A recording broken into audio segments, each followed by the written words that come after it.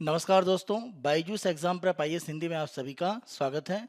आज हम आपके सामने 31 जुलाई 2022 के दैनिक क्विज प्रस्तुत कर रहे हैं, जिसमें द हिंदू, इंडियन एक्सप्रेस तथा पीआईबी से संबंधित प्रमुख समाचारों के आधार पर प्रारंभिक परीक्षा के प्रश्न आपको दिए जाएंगे। साथ साथ यूपीएससी के द्वारा विगत वर्षों में प्रारंभिक परीक्षा में पूछे गए प्रश्न भी आपको अभ्यास के लिए दिए जाएंगे और अंत में आज के प्रमुख तथ्य की हम चर्चा करेंगे।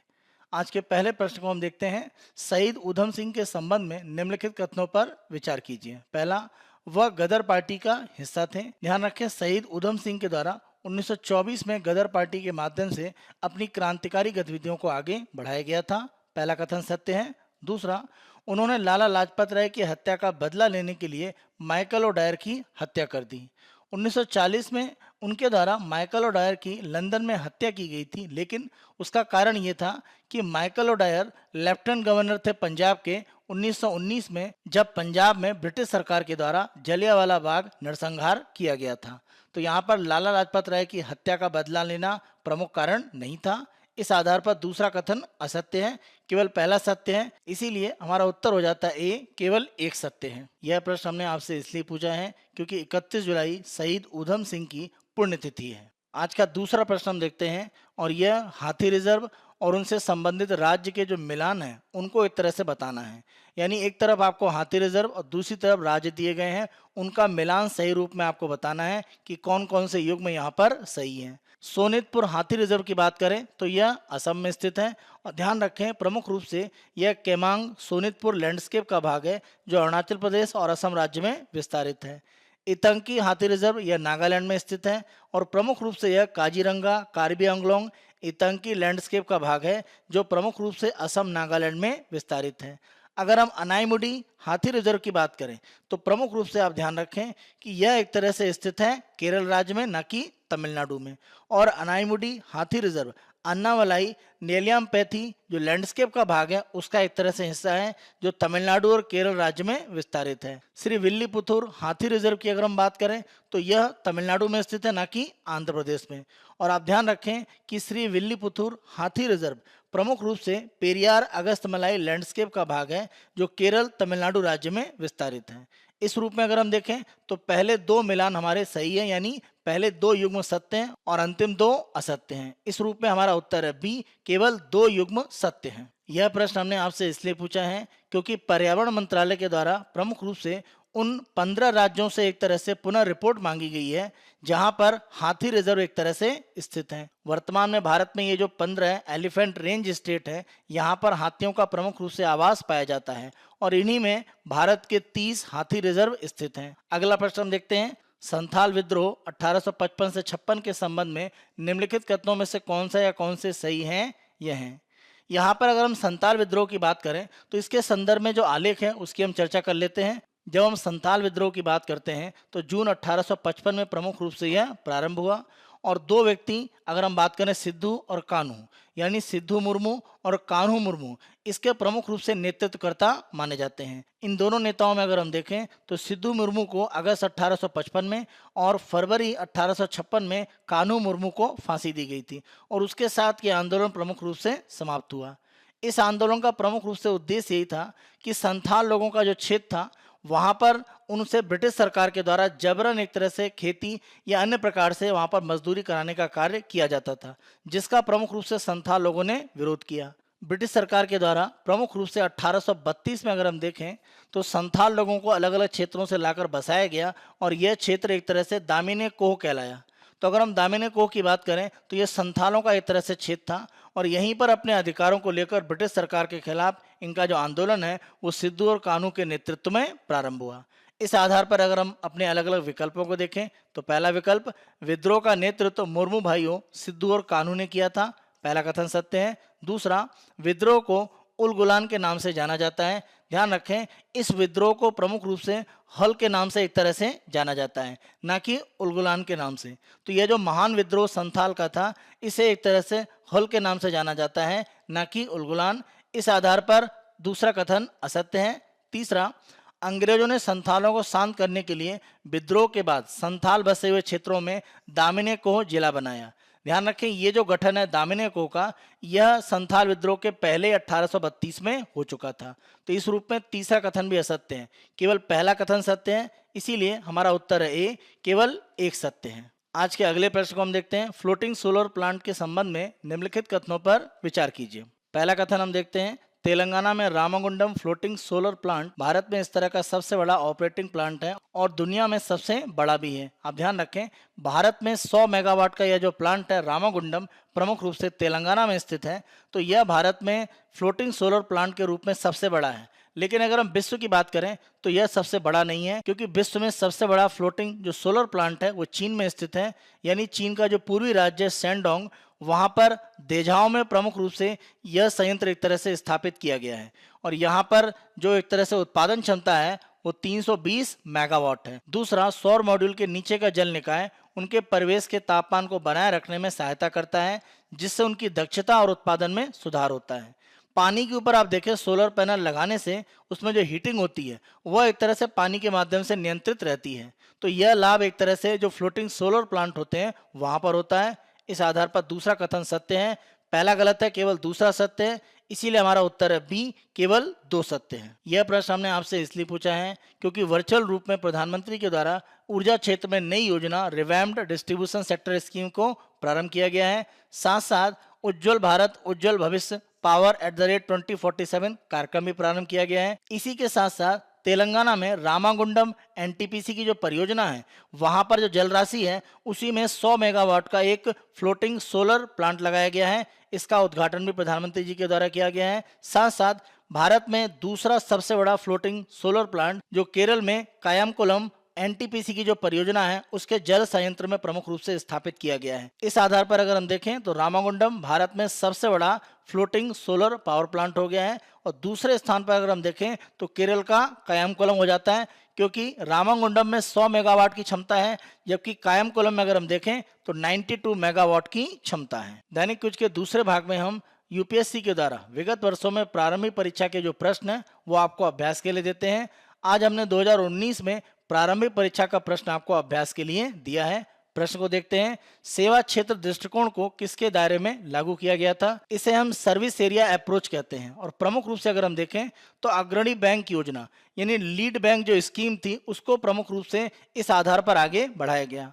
अब भारत में ध्यान रखें कि 1969 में गाडगिल कमेटी उसकी सिफारिश के आधार पर यह कहा गया कि ग्रामीण क्षेत्रों में अगर हम बैंकिंग को एक तरह से विस्तारित करना चाहते हैं तो हमें किसी विशेष क्षेत्र में बैंकिंग की सुविधा को विस्तारित करने के लिए ध्यान देने की आवश्यकता है। और आगे चलकर अगर हम देखें तो भारत में 1975 में जब क्षेत्रीय ग्रामीण बैंक प्रारंभ किए गए तो सार्वजनिक क्षेत्र के जो बैंक थे उनके द्वारा ही प्रमुख रूप से इनमें लीड बैंक के रूप में कार्य किया गया। तो यह योजना सेवा क्षेत्र दृष्टिकोण प्रमुख रूप से अग्रणी बैंक योजना लीड बैंक स्कीम के साथ में जुड़ी हुई है, जिससे ग्रामीण क्षेत्रों में बैंकिंग सुविधाओं को विस्तारित करने का कार्य किया गया। इस आधार पर हमारा उत्तर है बी। दैनिक क्विज के तीसरे और अंतिम भाग में हम आज के तथ्य की चर्चा करते हैं और यहाँ पर हम आक्रामक प्रजातियों के संदर्भ में प्रमुख रूप से चर्चा करेंगे, जिसमें दिल्ली में सेंट्रल रीज में प्रमुख रूप से आक्रामक प्रजातियों को हटाने के लिए जो प्रयास चल रहे हैं उसके संदर्भ में उदाहरण की भी हम बात करेंगे। जब हम आक्रामक प्रजाति की बात करते हैं तो यह किसी विशेष क्षेत्र में स्वदेशी या जो मूल निवासी वहां की प्रजातियां होती हैं उससे अलग प्रजातियां होती हैं। और आक्रामक का मतलब यह रहता है कि उस क्षेत्र में आर्थिक और पर्यावरणीय नुकसान इनके द्वारा पहुंचाया जाता है। आपको यह भी ध्यान रखना है कि अगर हम गैर देशी प्रजातियों की बात करें कि हमेशा वो आक्रामक होती हैं तो ऐसा नहीं है। जैसे अगर हम यूएसए में देखें तो गेहूं, टमाटर और चावल वहां पर प्रमुख रूप से लोकप्रिय फसलें हैं, लेकिन यह संयुक्त राज्य अमेरिका की देसी प्रजातियां नहीं हैं। तो हमेशा गैर देसी प्रजातियां आक्रामक हो ऐसा आवश्यक नहीं है। आक्रामक होने के लिए एक प्रजाति को आसानी से नए क्षेत्र में अनुकूल होना चाहिए और जल्दी से अपने पुनः उत्पादन की स्थितियों को एक तरह से या पुनः प्रजनन की स्थितियों को मजबूत करना चाहिए। साथ साथ यह संपत्ति, अर्थव्यवस्था या क्षेत्र के जो देसी पौधे और जानवर होते हैं उनको भी हानि पहुंचाते हैं जब हम आक्रामक प्रजाति की बात करते हैं। यहाँ पर अगर हम आक्रामक प्रजाति का एक उदाहरण देखें तो यह जेब्रा मेसल्स के रूप में है। ये एक तरह के सीपे हैं, अगर आप देखें तो इसके ऊपर जेब्रा की तरह सी धारियां होती हैं और यह प्रमुख रूप से काला सागर और कैस्पियन सागर में एक तरह से पाए जाते हैं। लेकिन काला सागर और कैस्पियन सागर में जो जहाज हैं वो यात्रा करते हुए एक तरह से अमेरिका में पहुंचे और अमेरिका में जो ग्रेट लेक्स का भाग है वहां पर ये जहाज जब पहुंचे तो अपने साथ ये जो मोलस्क है उनको भी लेते आए। इसके कारण वर्तमान में अमेरिका की ग्रेट लेक्स में जेब्रा मिसल्स बड़े पैमाने पर विस्तारित हैं और वहां पर जो देसी प्रजातियां हैं उनको उन्होंने एक तरह से संकट में डाल दिया है। सामान्य तौर पर किसी भी प्रजाति को किसी नए क्षेत्र में लाया जाता है तो एक उद्देश्य रहता है कीट नियंत्रण का, यानी जो भी एक तरह से फसल या पर्यावरण को नुकसान पहुंचाने वाले जानवर हैं उनको एक तरह से समाप्त करने के लिए कुछ प्रजातियां लाई जाती हैं। कभी कभी कुछ प्रजातियां पालतू जानवर या सजावट के रूप में लाई जाती हैं और वो उस देश में एक तरह से आक्रामक प्रजाति के रूप में विस्तारित होती हैं। सामान्य तौर पर इन प्रजातियों को जो लोग आयात करते हैं या इस तरह के व्यापार में जो लोग काम करते हैं उन्हें उसके प्रमुख रूप से जो पर्यावरणीय प्रभाव है उनका एक तरह से अनुमान नहीं होता।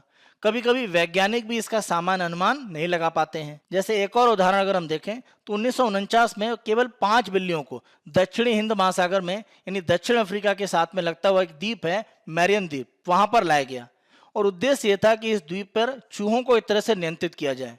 लेकिन 1977 तक यहाँ पर 3400 बिल्लियां हो गई और स्थानीय पक्षी की जो आबादी है वो एक तरह से खतरे पर पड़ गई। तो आपने चूहों को नियंत्रित करने के लिए बिल्लियों को एक तरह से यहाँ पर लाया, लेकिन इससे वहाँ की जो स्थानीय पक्षी प्रजातियां हैं वो एक तरह से संकट में आ गई। इसी तरीके से अगर हम देखें तो अमेरिका के दक्षिणी फ्लोरिडा का जो दलदली क्षेत्र है वहां पर बर्मा से जो अजगर हैं वो एक तरह से पालतू जानवर के रूप में लाए गए और कुछ लोगों ने इसको एक तरह से दलदली क्षेत्र में छोड़ दिया। इसके कारण प्रमुख रूप से हुआ ये कि ये जो बर्मी अजगर थे उन्होंने दक्षिणी फ्लोरिडा में कई स्थानीय प्रजातियों का शिकार करना प्रारंभ कर दिया, जिसमें सफेद आइबिस और लिम्पकिन थे। इन दोनों अगर हम पक्षियों की प्रजातियों की बात करें तो ये लगभग विलुप्त होने की कगार पर दक्षिणी फ्लोरिडा में पहुंच गई। जब हम आक्रामक प्रजातियों की बात करते हैं और स्थानीय पर्यावरण की बात करते हैं तो किस रूप में स्थितियां एक तरह से आगे बढ़ सकती हैं।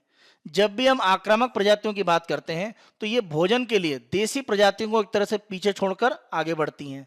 जैसे अगर हम बिग हेड और सिल्वर कॉर्प मछली की बात करें, इन दो प्रजातियों को 1990 के दशक में मछली उत्पादन के नाम से एक तरह से अमेरिका में मिसौरी नदी में प्रमुख रूप से एक तरह से प्रवेश दिया गया और आगे चलकर अगर हम देखें तो ये मछलियां पानी में तैरते हुए जो प्लवक होते हैं या छोटे जीवों को खाती थी। लेकिन मिसौरी में ही पाए जाने वाली मछली की जो देसी प्रजातियां हैं, जैसे अगर हम पैडल फिश की बात करें तो वो भी इसी प्लवक का भोजन करती थी। लेकिन पैडल फिश का जो भोजन चक्र है वो कार्प की तुलना में धीमा होता है। अब निचली मिसौरी नदी में अगर हम देखें तो कार्प की संख्या इतनी ज्यादा हो गई है अमेरिका में कि पैडल फिश के एक तरह से भोजन की स्थितियां कमजोर हो गई हैं और वो धीरे धीरे संख्या में घटती जा रही हैं। आक्रामक प्रजातियां कभी कभी पनपती हैं क्योंकि नए स्थान पर उनका शिकार करने वाला कोई शिकारी नहीं होता है। जैसे 1940 के दशक के अंत में या 1950 के दशक के शुरुआत में अगर हम देखें तो ब्राउन ट्री सांपों को गलती से दक्षिणी प्रशांत के द्वीप गुआम में लाया गया। गुआम में कोई भी जानवर ऐसे नहीं थे जो इन सांपों का शिकार करते थे, लेकिन द्वीप पर पक्षी, चूहे, गिलहरी और अन्य छोटे जानवर भरे हुए थे जिनका इन सांपों ने बड़े पैमाने पर शिकार किया। और आप देखें तो वर्तमान में सांपों की संख्या वहां पर कई गुना बढ़ गई है और 11 वहां पर जो पक्षी प्रजातियां हैं उनमें से 9 लगभग विलुप्त हो चुकी हैं। कारण ये ब्राउन ट्री सांप। तो कभी कभी प्रजातियां स्थानीय स्तर पर एक तरह से किसी तरह का हमला उन पर नहीं होता है उसके रूप में भी अपने आप का विकास करती हैं। इसी के साथ साथ कई आक्रामक प्रजातियों पर ऐसे आरोप लगते हैं कि जहां पर एक तरह से अपने आप को ये विस्तारित करते हैं तो वहां के पर्यावरण को काफी नुकसान पहुंचाते हैं, जिससे कि वहां पर स्थानीय रूप में पाए जाने वाले पौधे और जानवर एक तरह से धीरे धीरे समाप्त होते हैं। जैसे अगर हम न्यूट्रिया की बात करें, इसकी इमेज आप देख सकते हैं, तो ये चूहे की जैसी एक प्रजाति है, तो रोडेंट या क्रंदक के रूप में इसे माना जाता है और यह एक तरह से दक्षिण अमेरिका के मूल निवासी हैं। और 1900 के दशक में अगर हम देखें तो रैंचर्स के द्वारा, यानी जिनके द्वारा पशुपालन प्रमुख रूप से किया जाता था, उन्होंने इसको अमेरिका में एक तरह से प्रारंभ किया और अमेरिका में उन्होंने प्रारंभ करने का उद्देश्य ये रखा था कि इनके माध्यम से उनको जो फर प्राप्त होगा उसका वो व्यापार करेंगे। और ये जो न्यूट्रिया हैं इनको कुछ को जंगल में आगे चलकर छोड़ दिया गया क्योंकि इनका जो पशुपालन है वो बड़े पैमाने पर अमेरिका में सफल नहीं रहा। अब वर्तमान में माना जाता है कि संयुक्त राज्य अमेरिका का जो गल्फ का एरिया है, खाड़ी का क्षेत्र है, अगर हम बात करते हैं प्रमुख रूप से दक्षिणी पूर्वी खाड़ी का क्षेत्र और चेसापेक खाड़ी की बात करें तो वहां पर इन जीवों के द्वारा बड़े पैमाने पर नुकसान पहुंचाया जा रहा है क्योंकि न्यूट्रिया इस जीव के द्वारा लंबी घास खाई जाती है और जलीय पौधों को खाया जाता है और ये पौधे क्षेत्र की दलदली आर्द्र भूमि के लिए महत्वपूर्ण है। यहाँ पर हम देखें तो कई जीवों के भोजन और घोंसले के लिए और शिकार स्थल या आश्रय के लिए ये घास काफी आवश्यक है। इसी के साथ साथ ये घास भूमि के कटाव को रोकने, तलछट और मिट्टी को सुरक्षित रखने में मदद करते हैं। लेकिन न्यूट्रिया के द्वारा बड़े पैमाने पर घास और जलीय पौधों को खाने के कारण आर्द्र भूमि में एक तरह से घास की कमी हो गई और खाद्य जाल और जो आवास है वहां पर नष्ट हो गए। तो कई प्रकार की जो स्वदेशी प्रजातियां हैं वो एक तरह से वहां पर संकट में आ गई। इसीलिए कभी कभी आक्रामक प्रजातियां उस क्षेत्र में अन्य पौधे और जानवरों के रहने की स्थितियों को मुश्किल बनाती हैं। जलकुंभी दक्षिण अमेरिका का एक तरह से मूल निवासी पौधा है और यह आक्रामक प्रजाति के रूप में विश्व के अलग अलग देशों में विस्तारित हुआ। इसे एक तरह से अगर हम देखें तो सुंदरता के कारण अलग अलग देशों में इसको प्रारंभ किया गया और ये बहुत तेजी से फैलते हैं और देसी एक तरह से जो वन्य जीव होते हैं उनको एक तरह से आगे बढ़ने की स्थितियां पानी में समाप्त करते हैं। युगांडा में अगर हम विक्टोरिया झील की बात करें तो जलकुंभी की परत इतनी मोटी हो गई है कि उनमें नावें आसानी से नहीं चल सकती हैं। विक्टोरिया झील में जिस तरह से जलकुंभी एक तरह से फैले हुए हैं वो सूर्य के प्रकाश को निचले भाग में नहीं जाने देते। इस रूप में अगर हम देखें तो पौधे और शैवाल विकसित नहीं होते हैं। ये मछली के भोजन और उनकी प्रजनन की स्थितियों को कहीं ना कहीं खराब करते हैं। और विक्टोरिया झील में इसके कारण अगर हम देखें तो मछली पालन जो उद्योग है उसमें गिरावट आई है। आक्रामक प्रजातियां कभी कभी संपत्ति को भी नुकसान पहुंचाती हैं। जैसे अभी हमने जेब्रा मेसस की बात करी जो एक तरह से काला सागर और कैस्पियन सागर से अमेरिका के ग्रेट लेक्स में पहुंच चुके हैं। इनके माध्यम से अगर हम देखें तो अमेरिका में प्रमुख रूप से ग्रेट लेक्स के जो क्षेत्र है वहां पर जो नाव के इंजन में एक तरह से कूलिंग सिस्टम होता है जो छोटे जेब्रा मेसस होते हैं उनको एक तरह से खराब करते हैं। और जो बड़े जेब्रा मेसस होते हैं तो ग्रेट लेक्स में जो बिजली संयंत्र है वहां पर पानी के पाइप को इनके द्वारा क्षतिग्रस्त किया जाता है। इस रूप में अगर हम देखें तो आक्रामक प्रजातियां आर्थिक रूप में भी नुकसान पहुंचा सकती हैं। अगर हम अपने आलेख के उदाहरण को देखें तो दिल्ली के सेंट्रल रिज में प्रमुख रूप से विलायती जो कीकर है वो बड़े पैमाने पर विस्तारित है और उसने अन्य प्रकार के जो पौधे हैं उनके विकास को लगभग समाप्त सा किया है। उसको रोकने के लिए वहां पर कीकर को एक तरह से हटाकर पिलखान, अमलतास और पीपल के पौधे लगाए जा रहे हैं जिससे कि एक तरह से इस प्रजाति को समाप्त करके जो वहाँ की स्वदेशी प्रजातियां हैं उनको एक तरह से आगे बढ़ाया जा सके। इसी के साथ साथ दिल्ली रिज के क्षेत्र में लेंटाना के पौधों को भी हटाया जा रहा है जो आक्रामक प्रजाति हैं और अन्य देसी प्रजातियों को आगे बढ़ने से रोकती है।